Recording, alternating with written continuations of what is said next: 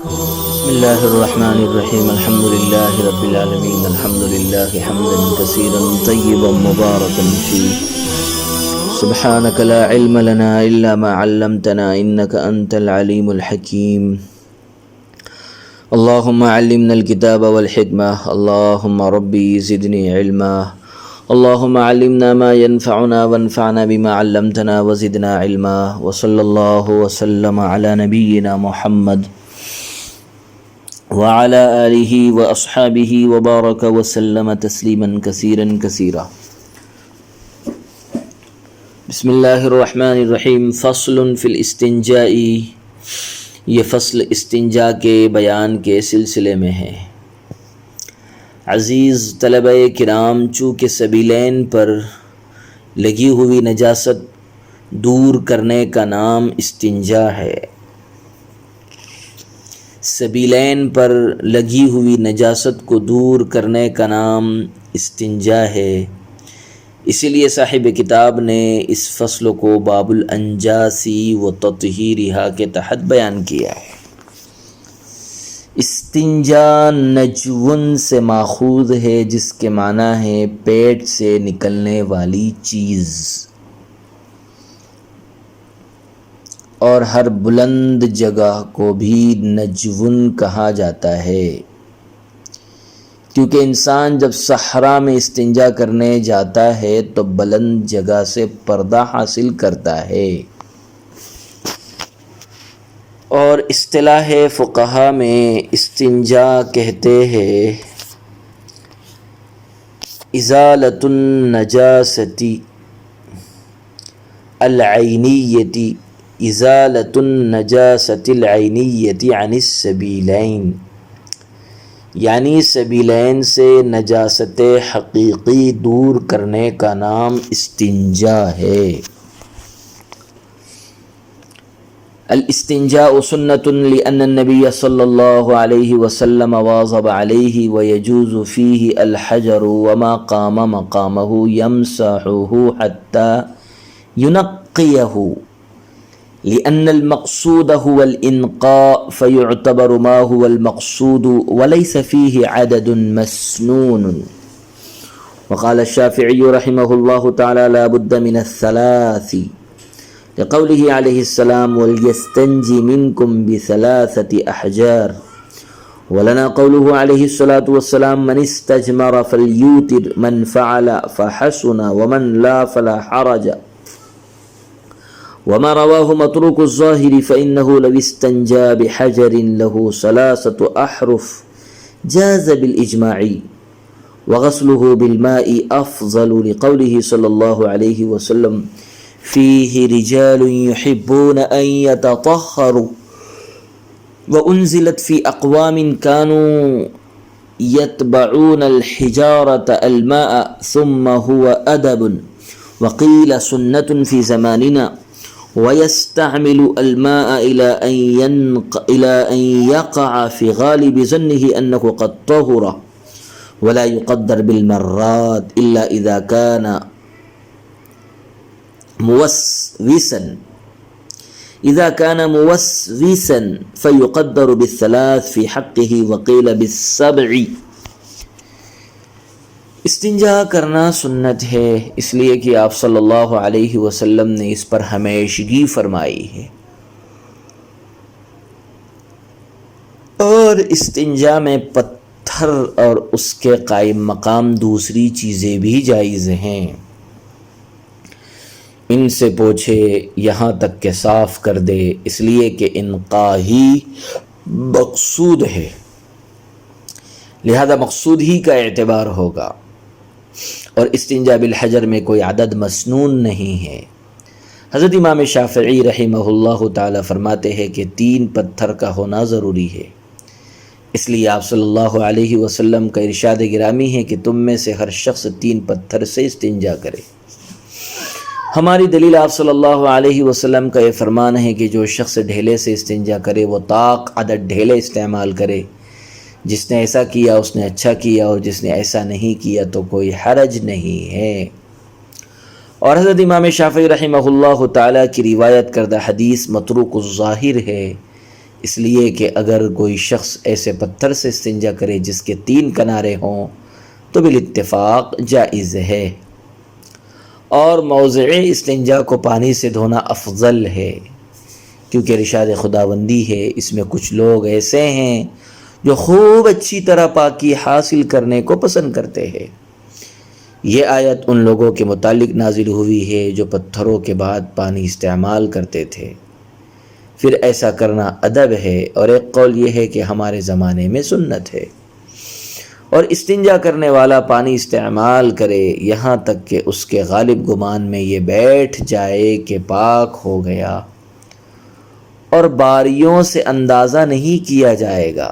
مگر جب کوئی شخص وسوسے میں مبتلا ہو تو اس کے حق میں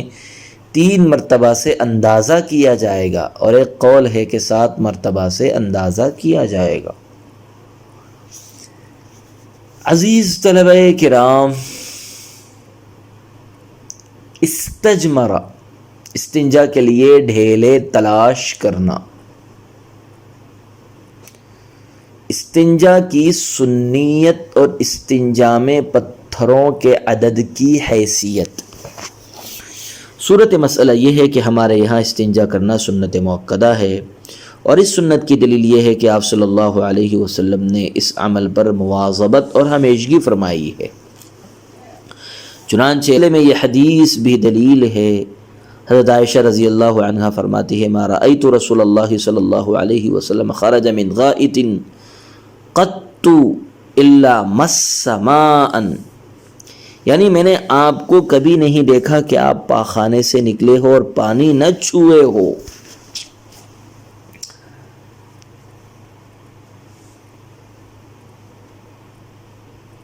حضرت ابو ہریرہ رضی اللہ تعالی عنہ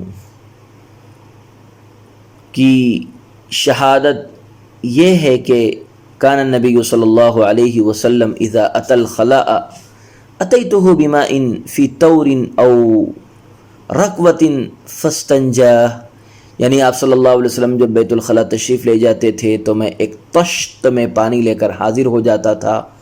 آپ صلی اللہ علیہ وسلم اس سے استنجا کرتے تھے۔ یہ تمام روایتیں اس امر پر شاہد عدل ہے کہ آپ صلی اللہ علیہ وسلم نے استنجا کرنے پر مداومت فرمائی ہے۔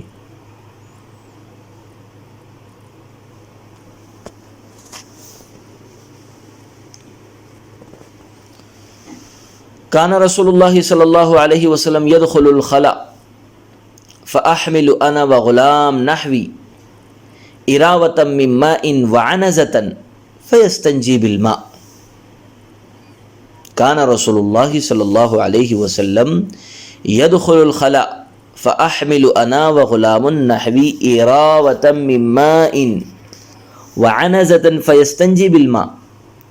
یعنی آپ صلی اللہ علیہ وسلم جب قضاء حاجت کے لیے تشریف لے جاتے تو میں اور میرا ہم عمر ایک بچہ پانی کا برتن اور عنزہ اٹھاتے تھے، اور آپ صلی اللہ علیہ وسلم پانی سے استنجا کرتے تھے۔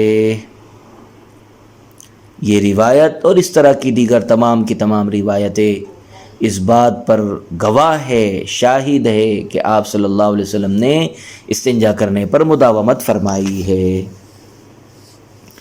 پھر جس طرح پانی سے استنجا کرنا جائز ہے، اسی طرح پتھر اور اس کے قائم مقام دیگر چیزوں مثلا ڈھیلا، لکڑی اور روئی وغیرہ سے بھی استنجا کرنا جائز ہے۔ پتھر وغیرہ سے استنجا کرنے کا طریقہ یہ ہے کہ موضع نجاست کو اس سے پوچھے اور خوب اچھی طرح پوچھ کر پاک صاف کر دے، کیونکہ استنجا کے باب میں انقاء ہی اصل اور مقصود ہے، خوب صفائی، لہذا ہر وہ چیز جس سے طہارت کے ساتھ ساتھ انقاء صفائی حاصل ہو جائے اس سے استنجا کرنے کا جواز ہوگا۔ وَلَيْسَ فِيهِ عَدَدٌ مَسْنُونٌ، یہاں سے یہ بتانا مقصود ہے کہ ہمارے یہاں استنجا بالحجر میں کوئی عدد مسنون نہیں ہے، بلکہ جس مقدار سے صفائی انقاء حاصل ہو جائے اتنا ہی استعمال کرے،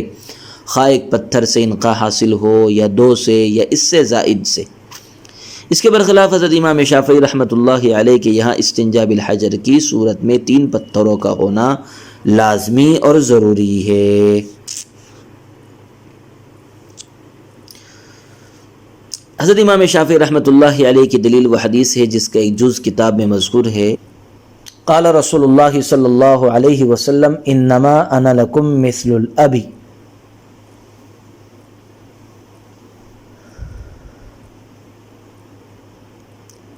لو ذهب احدكم الى الغائط فلا يستقبل القبلة ولا يستدبرها بغائط ولا بول ويستنجي بثلاثة احجار، یعنی میں تمہارے لیے باپ کی حیثیت رکھتا ہوں، جب تم میں سے کوئی شخص بول و براز کے لیے جائے تو نہ استقبال قبلہ کرے اور نہ ہی استدبار قبلہ کرے، اور 3 پتھروں سے استنجا کرے۔ اس حدیث سے امام شافعی رحمۃ اللہ علیہ کا وجہ استدلال بئی طور ہے کہ آپ صلی اللہ علیہ وسلم نے صیغہ امر کے ساتھ 3 پتھروں سے استنجا کرنے کا حکم دیا ہے، اور امر وجوب کے لیے آتا ہے، لہذا 3 پتھروں سے استنجا کرنا واجب اور ضروری ہوگا۔ ہماری دلیل حضرت ابو ہریرہ رضی اللہ تعالیٰ عنہ کی وہ حدیث ہے جو کتاب میں مذکور ہے، اور اس حدیث سے ہمارا وجہ استدلال بئی معنی ہے کہ آپ صلی اللہ علیہ وسلم نے اس کے اخیر میں یہ جملہ ارشاد فرمایا ہے، من فعل فحسن ومن لا فلا حرج، یعنی جس نے طاق عدد استعمال کیا اس نے بہت اچھا کیا، اور جس نے ایسا نہیں کیا تو کوئی بات نہیں۔ اگر 3 کا عدد واجب اور ضروری ہوتا تو آپ صلی اللہ علیہ وسلم اس کے التزام کو ضروری قرار دیتے، اور نہ کرنے والے کے متعلق فلا حرج کے بجائے فقد اساء وظلم کا جملہ ارشاد فرماتے۔ معلوم ہوا کہ پتھروں میں کوئی بھی تعداد ضروری نہیں ہے، اور اس کی تائید حضرت ابن مسعود رضی اللہ عنہ کی اس حدیث سے بھی ہوتی ہے جس میں آپ صلی اللہ علیہ وسلم نے انہیں 3 احجار لانے کا، 3 پتھر لانے کا حکم دیا تھا، اور وہ 2 پتھر ہی پا سکے تھے۔ چنانچہ جب وہ 2 پتھر اور لید کا ٹکڑا اٹھا کر لے گئے تو آپ نے لید کے ٹکڑے کو پھینک دیا اور یوں فرمایا ھذا رجس او رکس۔ اگر 3 پتھر ضروری اور لازمی ہوتے تو یقیناً آپ صلی اللہ علیہ وسلم حضرت ابن مسعود رضی اللہ عنہ سے دوبارہ تلاش کر کے لانے کا حکم دیتے، حالانکہ آپ نے 2 ہی پتھر سے حاجت پوری فرما لی تھی۔ اس سے بھی معلوم ہوا کہ 3 کی تعداد ضروری نہیں ہے۔ پھر ہماری پیش کردہ حدیث میں ایتار کا لفظ آیا ہے فلیوتر میں، اور ایتار کے معنی ہے طاق عدد، اور طاق عدد کا اطلاق 1 پر بھی ہوتا ہے، نیز 3، 5، 7 اور 9 پر بھی ہوتا ہے، اس لیے اس سے صرف 3 کو خاص کرنا اور اسی کو ایتار کا مصداق قرار دینا کیسے صحیح ہے؟ وما رواہ، یہاں سے امام شافعی رحمۃ اللہ علیہ کی پیش کردہ حدیث کا جواب دیا جا رہا ہے۔ چنانچہ پہلا جواب تو یہ ہے کہ آپ کی بیان کردہ حدیث کا ظاہری مفہوم متروک ہے، کیونکہ یہ مسئلہ متفق علیہ ہے کہ اگر کوئی شخص ایک ایسے پتھر سے استنجا کرے جس کے 3 کونے ہوں تو بالاتفاق اس ایک ہی پتھر سے استنجا کرنا صحیح ہے، اور اس کے علاوہ مزید پتھروں کی ضرورت نہیں ہے۔ اس سے بھی معلوم ہوا کہ 3 پتھر ضروری نہیں ہے۔ دوسرا جواب یہ ہے کہ جب 2 حدیثیں ایک ہی مسئلے سے متعلق ہو اور ان میں کچھ تعارض ہو تو سب سے پہلے دونوں میں تطبیق دینے کی کوشش کی جاتی ہے، اور یہاں بھی ہماری اور حضرت امام شافعی کی حدیث باہم متعارض ہے، لیکن ان کی حدیثوں میں تطبیق ممکن ہے بئی طور کہ ان کی پیش کردہ روایت سے 3 کا وجوب ثابت ہو رہا ہے، اور ہماری بیان کردہ روایت سے اس کا عدم وجوب۔ تو دونوں میں تطبیق کی صورت یہ ہے کہ حضرت امام شافعی کی حدیث سے جو وجوب ثابت ہو رہا ہے اسے استحباب پر محمول کر لیا جائے، اور یہ علت بیان کی جائے کہ امر جس طرح وجوب کے لیے آتا ہے اسی طرح استحباب کے لیے بھی آتا ہے۔ وغسلہ بالماء، فرماتے ہیں کہ موضع استنجا کو ڈھیلوں سے پوچھنے اور صاف کرنے کے بعد پانی سے دھو لینا افضل اور بہتر ہے، کیونکہ اہل قباء ایسا ہی کرتے تھے۔ چنانچہ اللہ تعالیٰ کو ان کا یہ فعل اس قدر پسند آیا کہ ان کی تعریف میں اللہ نے یہ آیت نازل فرمائی، فیہ رجال یحبون ان یتطہروا ثم هو ادب۔ فرماتے ہیں کہ استنجا بالاحجار کے بعد پانی سے دھو لینا ادب اور مستحب ہے، کیونکہ آپ صلی اللہ علیہ وسلم کبھی کبھی نہیں بھی دھوتے تھے۔ اس سلسلے میں بعض حضرات کی رائے یہ ہے کہ اس زمانے میں ایسا کرنا سنت ہے، اور اس کی دلیل یہ ہے کہ پہلے زمانے میں لوگ مینگنیوں کی طرح موٹا اور گاڑھا استنجا کرتے تھے، لہذا پوچھنے سے وہ پاک صاف ہو جاتا تھا، لیکن اس زمانے میں چونکہ لوگ عموماً پتلا اور رقیق پاخانہ وغیرہ کرتے ہیں، اس لیے تحصیل انقاء کے پیش نظر اس کا دھو لینا ہی بہتر ہے۔ ہاکذا یروی عن حسن، فرماتے ہیں کہ استنجا کرنے والے کو چاہیے کہ موضع استنجا کو اس وقت تک دھوتا رہے جب تک اس کے غالب گمان میں یہ بات نہ بیٹھ جائے کہ وہ جگہ پاک صاف ہو گئی،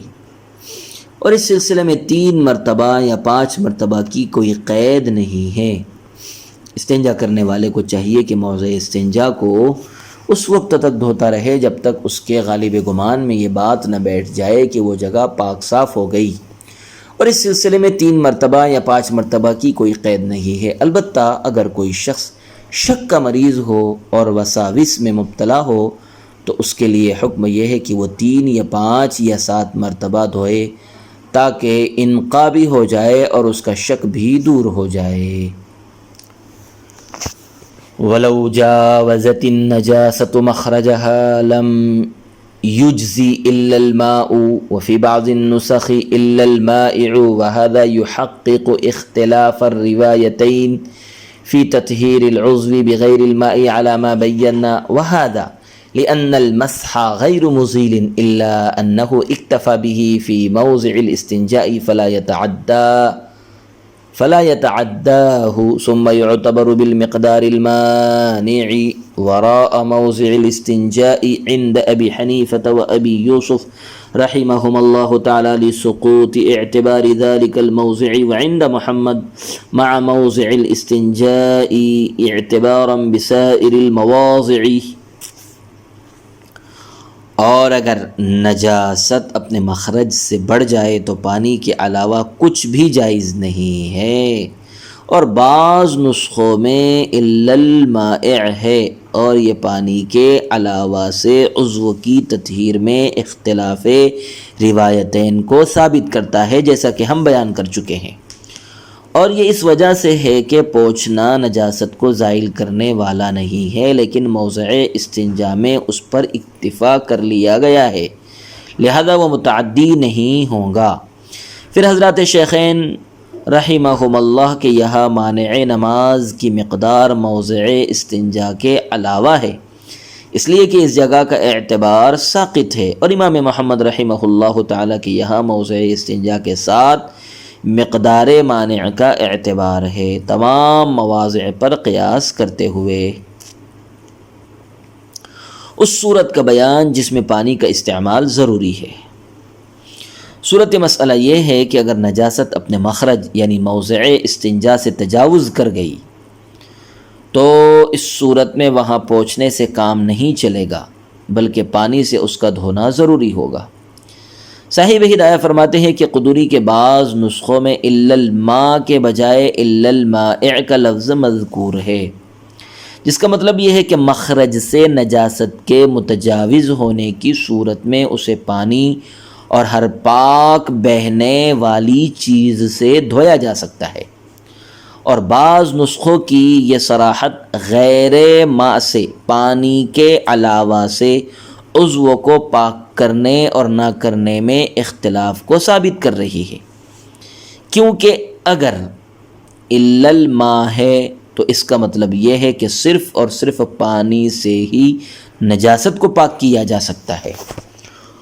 اور اگر الا المائع کا لفظ مانا جائے تو اس صورت میں پانی کے ساتھ ساتھ دیگر پاک بہنے والی اشیاء سے بھی طہارت اور پاکی کا جواز ثابت ہوگا، دیگر پاک بہنے والی اشیاء سے بھی تطہیر کا جواز ثابت ہوگا۔ بہرحال اگر نجاست اپنے مخرج سے تجاوز کر جائے تو اس کا دھونا ضروری ہے، اور اس پر دلیل یہ ہے کہ جب نجاست مخرج سے بڑھ گئی تو اب وہ پوچھنے سے صاف نہیں ہوگی، بلکہ پوچھنے سے صاف ہونے کے بجائے پورے مقعد میں پھیل جائے گی۔ اس لیے نجاست کو دور کرنے اور مقعد وغیرہ کو تلویث اور آلودگی سے بچانے کے لیے نجاست کا دھونا ضروری قرار دیا گیا۔ البتہ اگر نجاست اپنے مخرج سے متجاوز نہ ہو تو اس صورت میں پوچھنے سے اس کی تطہیر کا جو حکم دیا گیا ہے وہ بربنائے ضرورت خلاف قیاس ثابت ہے، اور ضابطہ یہ ہے کہ ما ثبت علی خلاف القیاس لا یقاس علیہ غیرہ، یعنی جو چیز خلاف قیاس ثابت ہوتی ہے اس پر دوسری چیزوں کو نہیں قیاس کیا جا سکتا۔ اس لیے صورت مسئلہ میں موضع استنجا کی طہارت مسح سے خلاف قیاس ثابت ہے، لہذا اس پر موضع استنجا سے متجاوز ہونے والی نجاست کی طہارت کو نہیں قیاس کیا جائے گا، بلکہ اس کے لیے غسل اور دھونا ضروری ہوگا۔ ثم یعتبر، اس عبارت کا حاصل یہ ہے کہ حضرات شیخین کے یہاں نجاست کی جو مقدار مانع نماز ہے وہ موضع نجاست کے علاوہ کی نجاست ہے، یعنی اگر موضع نجاست کے علاوہ 1 درہم سے زائد نجاست لگی ہو تب تو وہ مانع نماز ہے، ورنہ نہیں ہے۔ اور اس میں موضع نجاست کی مقدار داخل نہیں ہے، اس لیے کہ بربنائے ضرورت اس کا اعتبار ساقط کر دیا گیا ہے۔ لیکن حضرت امام محمد رحمہ اللہ تعالیٰ کے یہاں موضع نجاست کو لے کر 1 درہم کا اعتبار کیا گیا ہے، اور اسے دیگر مواضع پر قیاس کیا گیا ہے، یعنی جس طرح اور مقامات میں موضع نجاست کو لے کر 1 درہم کی مقدار معاف ہے اور اس سے زائد معاف نہیں ہے، اسی طرح یہاں بھی موضع نجاست کو لے کر 1 درہم کی مقدار معاف ہے اور اس سے زائد معاف نہیں ہے۔ ولا يستنجي بعظم ولا بروس لأن النبي صلى الله عليه وسلم نهى عن ذلك ولو فعل يجزيه لحصول المقصود، ومعنى النهي في الروس النجاسة وفي العظم كونه زاد الجن، ولا بطعام لأنه إضاعة وإسراف، ولا بيمينه لأن النبي صلى الله عليه وسلم نهى عن الاستنجاء باليمين، اور کوئی بھی شخص ہڈی اور گوبر سے استنجا نہ کرے، اس لیے کہ آپ صلی اللہ علیہ وسلم نے اس سے منع فرمایا ہے، اور اگر کسی نے کر لیا تو کافی ہو جائے گا، اس لیے کہ مقصود حاصل ہو چکا، اور گوبر میں نہی کی علت نجاست ہے، اور ہڈی میں اس کا جنات کی خوراک ہونا ہے، اور کھانے سے استنجا نہ کرے کیونکہ یہ مال کو ضائع کرنا ہے اور اسراف ہے، اور نہ ہی کوئی شخص اپنے داہنے ہاتھ سے استنجا کرے، اس لیے کہ آپ صلی اللہ علیہ وسلم نے دائیں ہاتھ سے استنجا کرنے سے منع فرمایا ہے۔ پیارے بچوں، ان چیزوں کا بیان جن کو استنجا کے لیے استعمال کرنا جائز نہیں ہے۔ صاحب کتاب نے اس عبارت میں استنجا کے ضروری آداب و احکام کی طرف توجہ مبذول کرائی ہے، جن میں سب سے پہلا یہ حکم ہے کہ کوئی بھی شخص ہڈی اور گوبر سے استنجا نہ کرے، اس لیے کہ آپ صلی اللہ علیہ وسلم نے ان چیزوں سے استنجا کرنے سے منع فرمایا ہے۔ آپ صلی اللہ علیہ وسلم نے حضرت ابو ہریرہ رضی اللہ تعالیٰ عنہ کو یہ حکم دیا کہ 3 پتھر لے آؤ تاکہ میں ان سے طہارت حاصل کروں، اور ساتھ ہی ساتھ یہ تاکید بھی کر دی کہ دیکھو ہڈی اور گوبر نہ لانا کیونکہ وہ جنات کی خوراک ہے۔ اس حدیث میں صاف طور پر یہ وضاحت ہے کہ ہڈی اور گوبر استنجا کرنا درست اور جائز نہیں ہے، کیونکہ یہ منشأ شریعت اور مزاج نبوت کے خلاف ہے۔ لیکن اگر پھر بھی کوئی شخص ان چیزوں سے استنجا کرتا ہے تو بہرحال اس کا استنجا درست اور جائز ہے، کیونکہ استنجا کا مقصود انقاء صفائی ہے، اور ان چیزوں سے بھی تھوڑا بہت انقاء حاصل ہو جاتا ہے۔ ومعنی النہی، فرماتے ہیں کہ حدیث میں جو ہڈی اور گوبر سے استنجا کرنے کی ممانعت وارد ہوئی ہے، اس ممانعت کی علت گوبر میں نجاست ہے اور ہڈی میں اس کا طعام الجن ہونا ہے۔ ولا طعام، فرماتے ہیں کہ کوئی شخص کھانے کی چیزوں سے بھی استنجا نہ کرے، کیونکہ اس میں شیء معقول کو ضائع کرنا ہے، نعمت کی بے قدری کرنا ہے اور اسراف کرنا بھی ہے۔ شیء معقول کو ضائع کرنا، نعمت کی بے قدری کرنا اور اسراف کرنا پایا جاتا ہے، جن میں سے ایک چیز بھی شریعت کی نگاہ میں پسندیدہ نہیں ہے۔ مسرفین کے بارے میں خود قرآن کریم کا اعلان یہ ہے، ان اللہ لا يحب المسرفین، اور عقلاً بھی یہ بات سمجھ میں آتی ہے کہ اللہ کے نبی صلی اللہ علیہ وسلم نے جب جنات کی خوراک ہونے کی وجہ سے ہڈی سے استنجا کرنے سے منع فرما دیا تو انسان کی غذا اور خوراک کے متعلق آپ کی کیا رائے ہوگی؟ جواب نفی ہی میں ہوگا۔ ولا یستنجی بالیمین، داہنے ہاتھ سے بھی استنجا کرنا خلاف ادب ہے، اور حدیث شریف میں اس سے بھی منع کیا گیا ہے۔ چنانچہ صحیحین میں حضرت قتادہ رضی اللہ تعالیٰ عنہ کی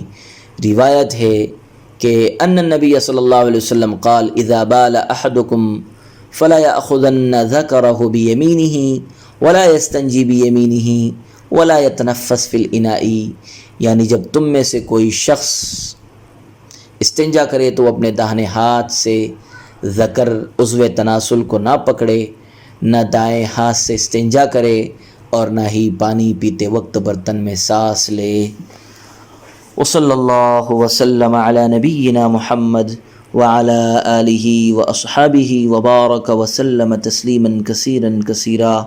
عزیز طلبہ کرام، طہارت کا بیان مکمل ہو گیا۔ طہارت جو نماز کے لیے شرط تھی، مصنف نے شرط کو مشروط پر مقدم کیا تھا، اس لیے کہ کسی بھی چیز کی شرط اس چیز سے مقدم ہوا کرتی ہے، شرط شے پر مقدم ہوا کرتی ہے، اس لیے مصنف نے